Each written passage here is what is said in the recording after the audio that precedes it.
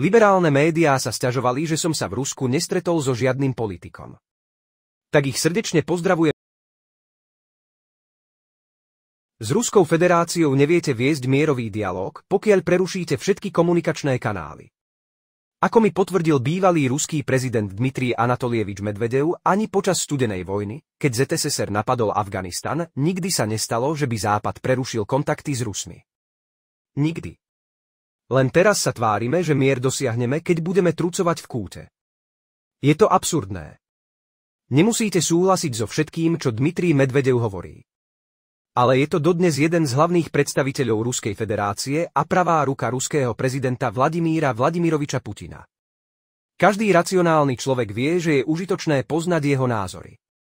A ako bývalý prezident Ruskej federácie si zaslúži rešpekt.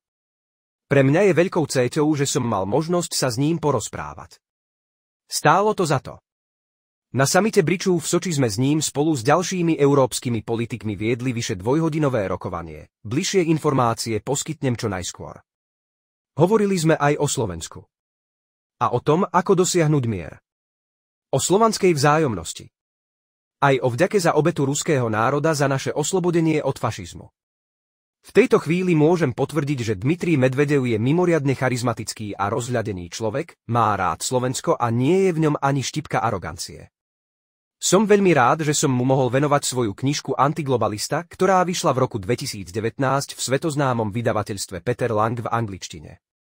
Neskôr sa ma na moje filozofické knižky pýtali ruské médiá. Je fajn môcť niekedy hovoriť aj so vzdelanými novinármi, ktorí vedia, kto je to Immanuel Wallerstein či Dani Rodrik. Na samite Briču a Európy v Soči som hovoril s predstaviteľmi z celého sveta, vrátane Indie, Egyptu či Srbska. Osobitne si však cením, že som mohol hovoriť s podpredsedom Bezpečnostnej rady Ruskej federácie Dmitrijom Medvedevom. Je najvyšší čas začať s mierovým dialógom. A áno, ja verím v dialóg, verím v diplomaciu, verím v mier. A verím v dobré vzťahy s Ruskou federáciou. Srdečne pozdravujem zo Soči, priatelia. Keď som prišiel z Moskvy, slniečkari mi vyčítali, že som sa stretol iba s vecami. Tak predpokladám, že mi teraz nebudú vyčítať, že sa stretávam aj s ruskou politickou špičkou žmurkajúca tvár. Ďakujem za stretnutie, excelencia.